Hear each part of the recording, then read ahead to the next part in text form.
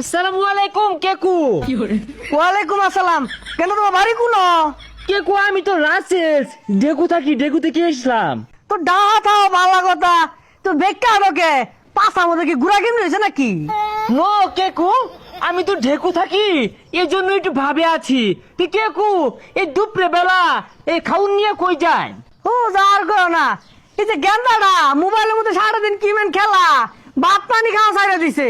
কি বলেন কেকু, নষ্ট হয়ে গেছে? হ্যাঁ। চলেন তো আমি যাই দেখি কি খেলে। দে ওই যে আমার গেন্দা দেখছ, বিশাল খেলতেছে না?